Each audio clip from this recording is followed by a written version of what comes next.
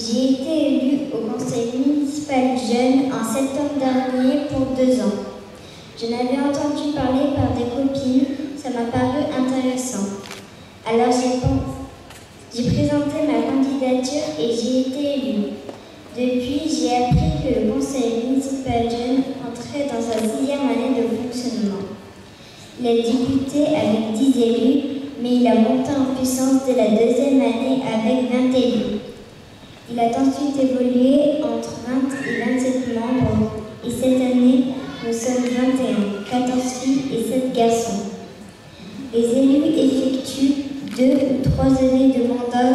Ce sont 70 jeunes, mais de l'année pour bénéficier d'une initiation à la vie citoyenne.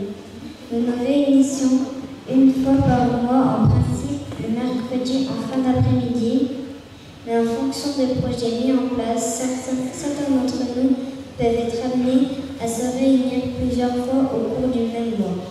Bien entendu, nous sommes entourés d'une équipe d'adultes, 4 femmes et 2 hommes. Ils sont sympas, marrants, mais parfois un peu casse-pieds sur les bords. Mais je dois reconnaître qu'avec eux, nous apprenons beaucoup et nous réalisons des projets intéressants. C'est ce que va vous dire Lise. Bonjour, je m'appelle Lise Leboeuf, j'ai 10 ans et je suis en classe de CM2 à l'élémentaire Henri Grenier. J'effectue moi aussi ma première année de mandat au conseil municipal jeune et je suis bien contente.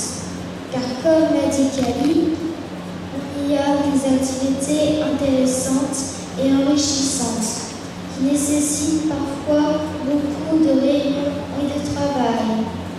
Mais attention, ce n'est pas non plus le bal, on y rigole et on a parfois la chance d'avoir de jus de fruits ou des friandises. Dommage que ça n'arrive pas plus souvent.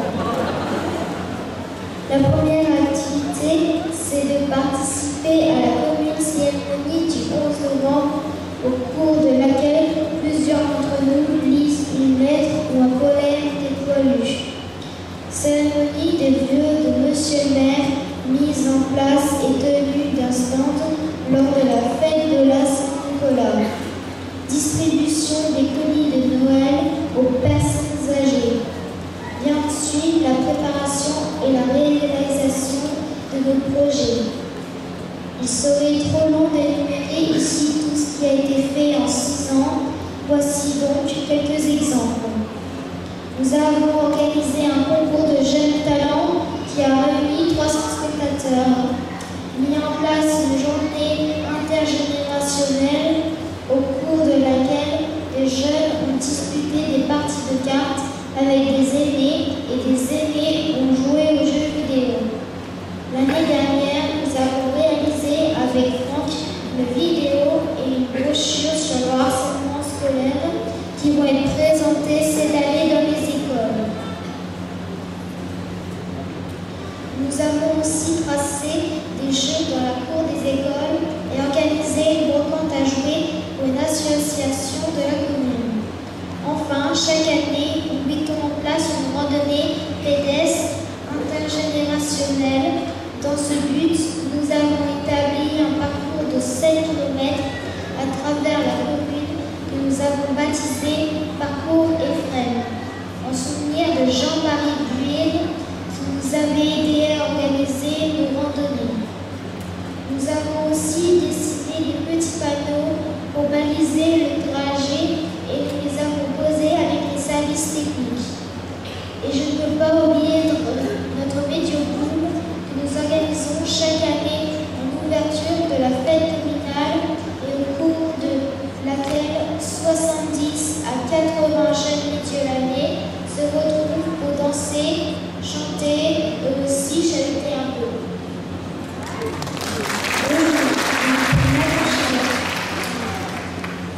Bonjour, je m'appelle Nathan Schiller, j'ai 10 ans et je suis en classe de CM2 à l'élémentaire Henri Grenier.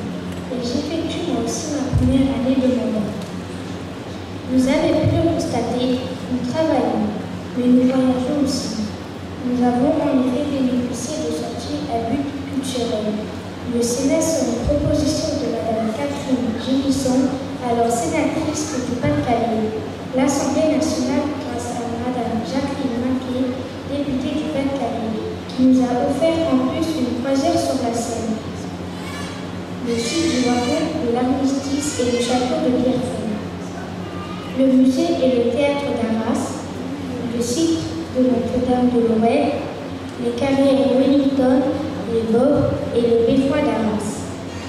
Mais je vois monsieur le maître qui s'énerve dans son coin, regarde sa chaise, montre gesticule. Alors je conclus en vous remerciant vivement au nom des élus du CNJ de nous avoir laissé parler ce soir. Merci, merci, merci beaucoup, monsieur le maire.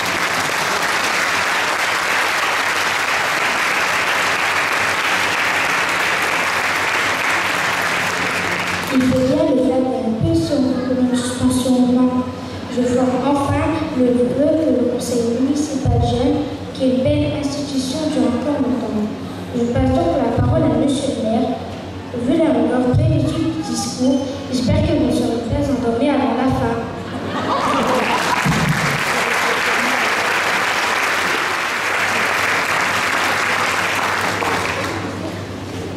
Bien, bonsoir à toutes et à tous.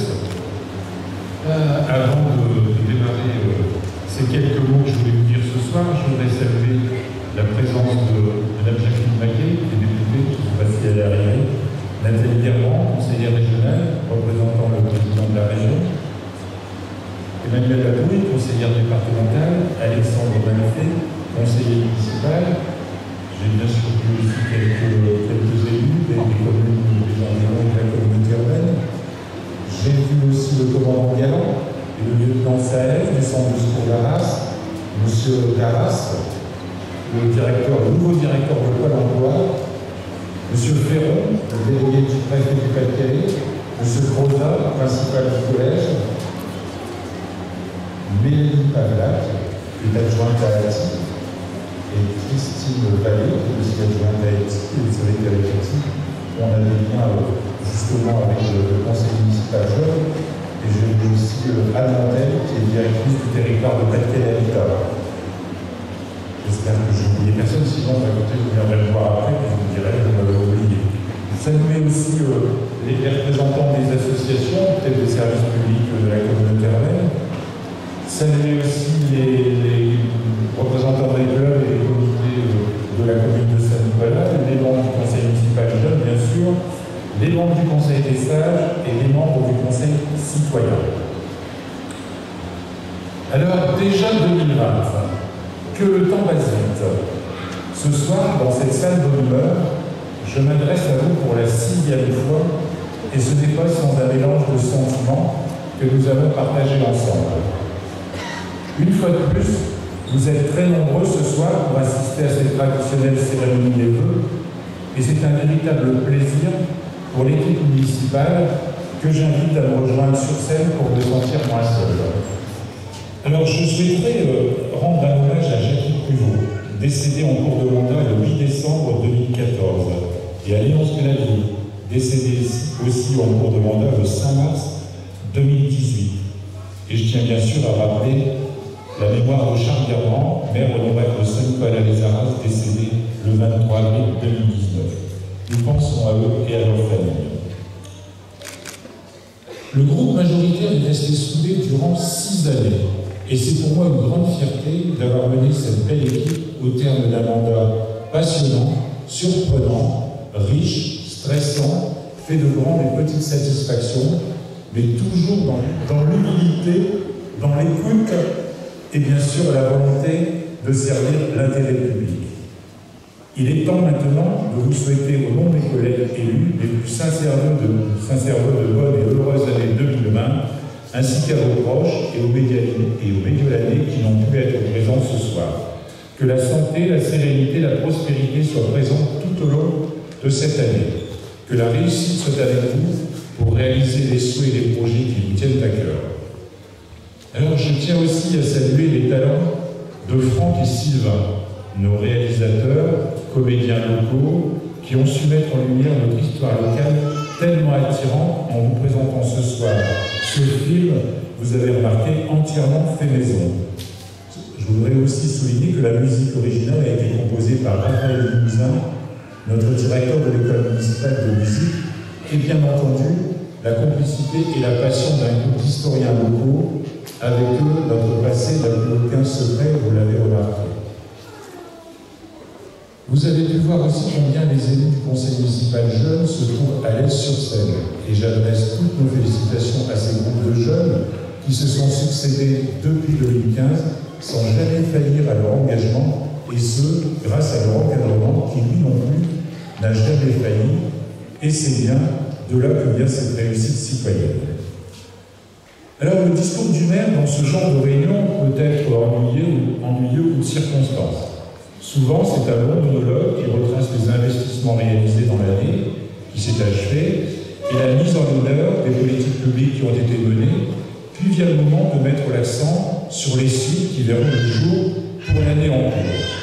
Finalement, il n'y a rien d'original, mais que faire d'autre dans ce genre de rencontre? Pour cette année un peu particulière, la cérémonie des vœux est encadrée. Vous savez que les 15 et 22 mars prochains, vous serez appelés à voter pour désigner l'équipe qui assurera la gestion de la commune durant la période 2020 à 2026. Bien sûr, malgré cet encadrement, je peux m'exprimer, mais je dois le faire avec réserve, ce que je vais m'imposer. Notre programme électoral 2014-2020 a été réalisé en totalité, voire enrichi, car nous sommes allés plus loin que les propositions. Et ce, au prix d'un travail intense de recherche de financement et de gestion prudente, mesurée et rigoureuse dans tous les domaines. Et j'en profite pour remercier les services municipaux dirigés par Aurore Dubois du travail fourni dans la volonté de délivrer le meilleur service public avec des moyens limités, certes, mais compensés par un développement très apprécié des élus. Les 30 réunions publiques de quartier vous ont apporté toute la transparence nécessaire dans le mandat que vous nous avez confié. Je ne listerai donc pas les nombreux investissements, d'autant plus que nos différents canaux d'information, le site internet de la commune, le Facebook, qui compte aujourd'hui 2861 abonnés, vous ont déjà apporté tous les renseignements nécessaires, ou encore vous avez pu en entendre parler par vos enfants, vos petits-enfants, et encore mieux, vous-même, vous avez pu ainsi les obtenir en fréquentant nos structures, les lieux de vie associative, les services publics, les accueils d'apprentissage, d'éducation et de culture. Pour le projet emblématique de notre mandat, la reconstruction du centre de l'Humeur, qui est juste à droite, et de ces locaux provisoires qui datent depuis plus de 40 ans, ça y est, c'est parti. Alors oui, avec quelques désagréments pour les proches riverains pendant le temps des travaux et un stationnement difficile. Stationnement compliqué uniquement en raison de quelques automobilistes incivils qui se garent sans vergogne n'importe où. Et ce, malgré toutes les précautions prises pour éviter les problèmes. Accès à la résidence de l'Humeur uniquement aux riverains, poste de rocher, accès interdit aux salles par le poste de barrière, aménagement du parking des Alouettes, renforcement de la signalétique, renforcement de l'éclairage pour arriver aux aires de sport et aux salles de sport. Et je trouve que c'est quand même malheureux de devoir en arriver aux amants pour quelques irascibles qui n'ont pas le courage de faire quelques pas pour déposer leurs enfants au sport. Je demande donc aux quelques riverains concernés de la compréhension, car ces travaux étaient absolument nécessaires, rien qu'au niveau de la sécurité et de l'intérêt et des services qu'il apportera aux utilisateurs. Les clubs sportifs ont bien passé les messages et eux aussi, je les remercie de leur patience et je tiens à m'excuser auprès de tous pour les désagréments.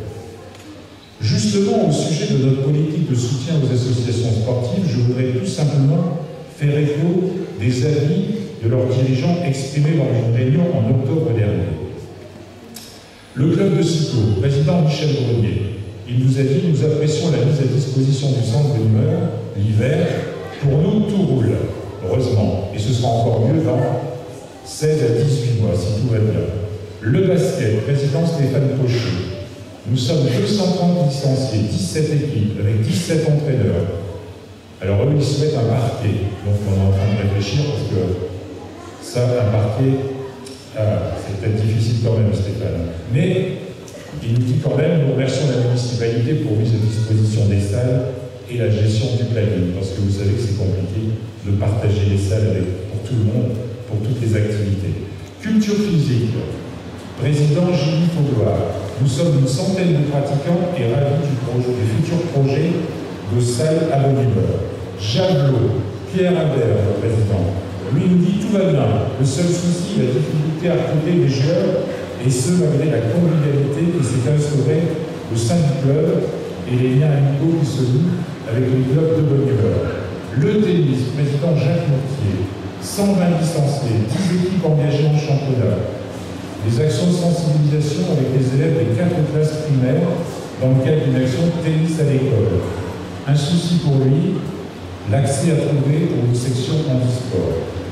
Le football, président Vincent Delzel, 320 licenciés, 40 dirigeants, des objectifs atteignables et une vie de sportif se porte bien. Être ensemble à Saint-Nicolas, président Claude Richard, une centaine de randonneurs, des animations réussies et des remerciements à la municipalité pour le prêt des salles. Le judo, président Philippe Duquesne, nous dit que la rentrée s'est bien passée avec une augmentation significative des adhérents de Saint-Nicolas, environ 80 licenciés. La pétanque, Bruno Dallène, 80 licenciés composent l'association et lui, sa priorité serait de trouver une salle d'entraînement pour la période hivernale. On a enfin d'y regarder. Voilà, je viens de vous livrer l'état d'esprit des principales associations sportives recueillies par Vibra, premier adjoint, lors d'une dernière réunion avec le mouvement sportif associatif.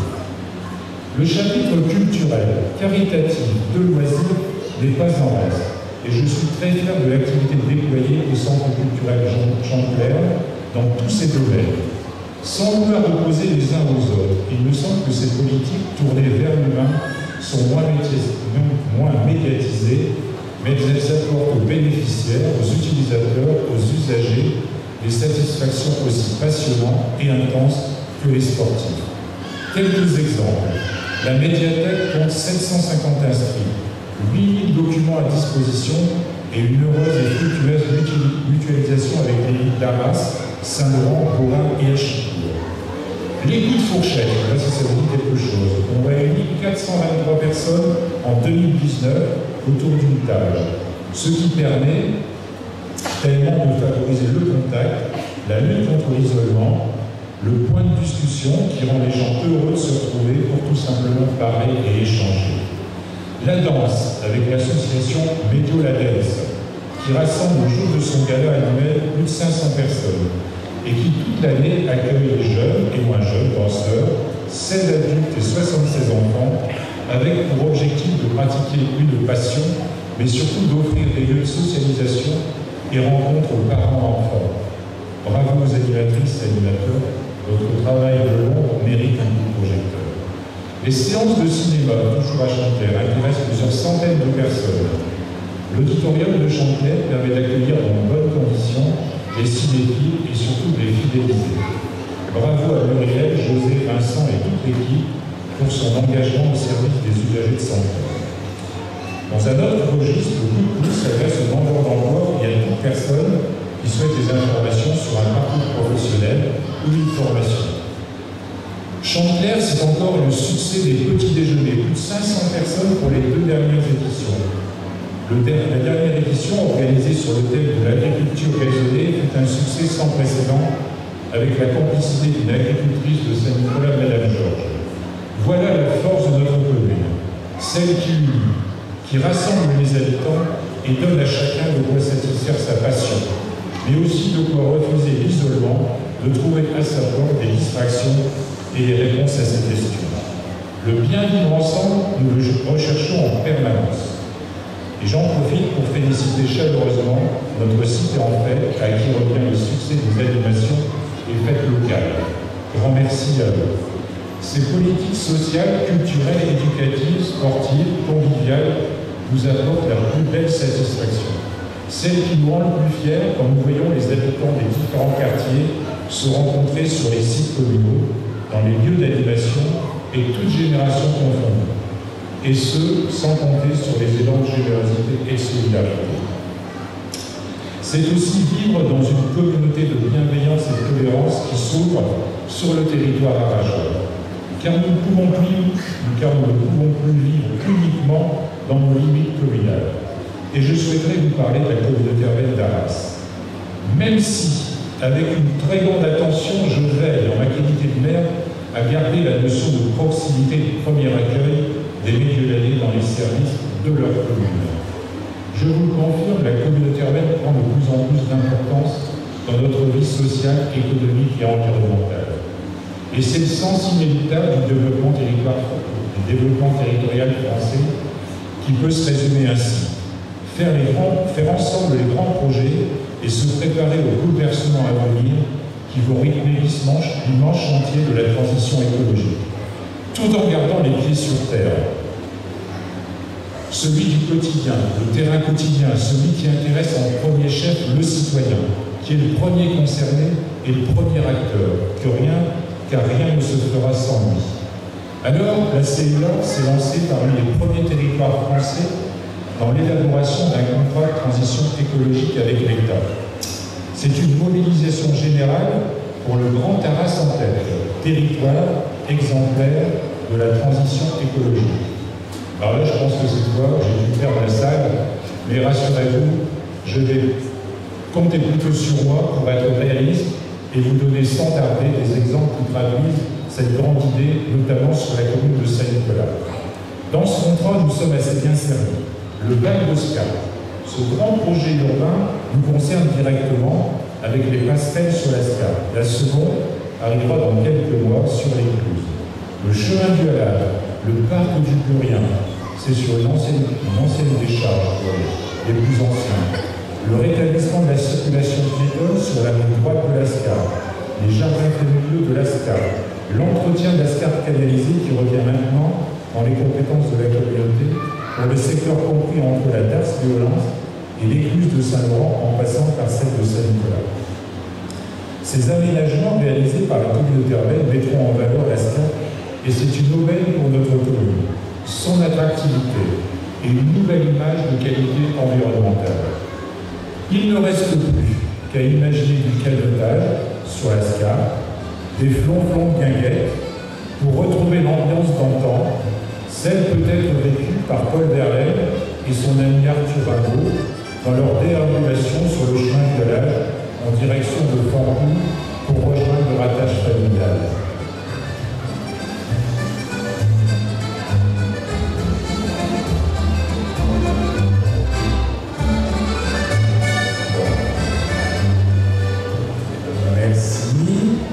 Alors, toujours dans ce projet Val d'Oscar, le projet de logement Vigala s'inscrit dans le volet habitat du Val d'Oscar, qui débute résidence Saint-Michel à Arras pour continuer boulevard Michel et se poursuit sur le projet de Saint-Nicolas, qui trouvera, je l'espère, sa conclusion cette année.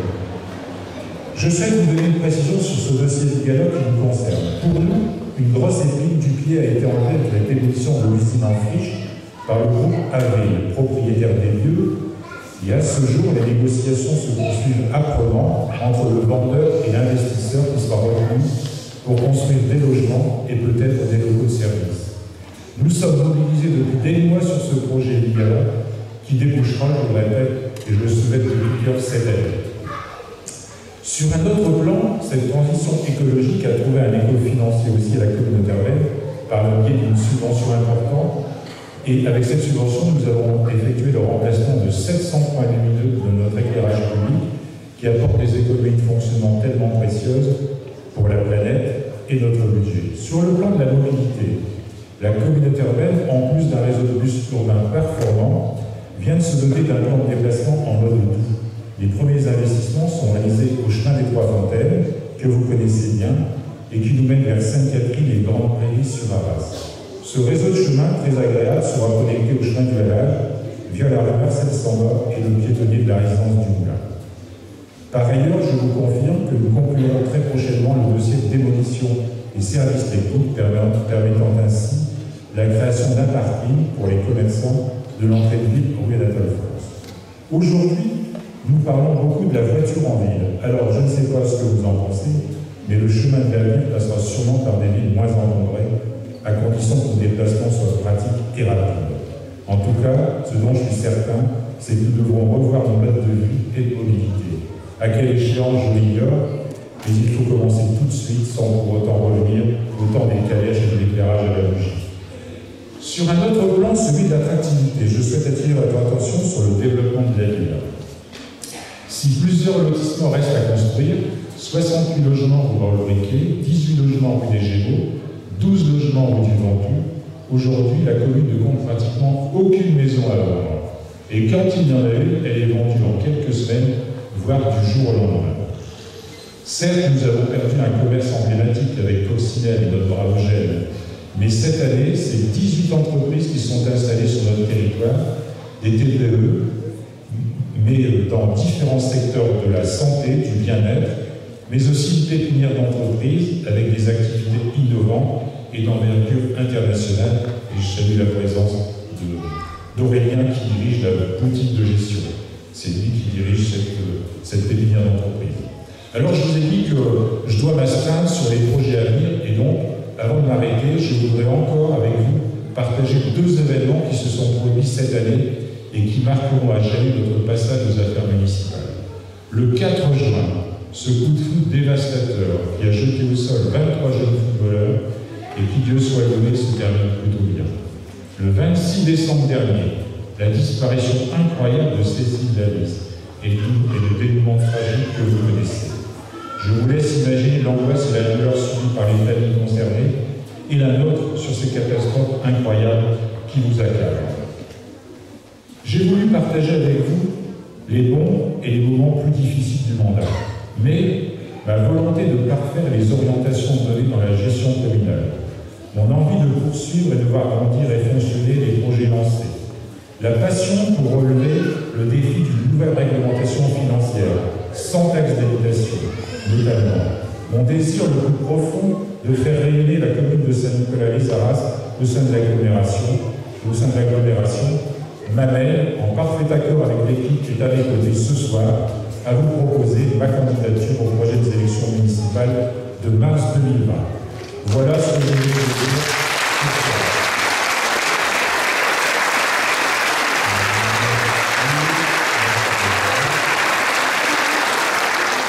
Comme je vous remercie de vos félicitations, mais bon, il faut attendre le 15 mars.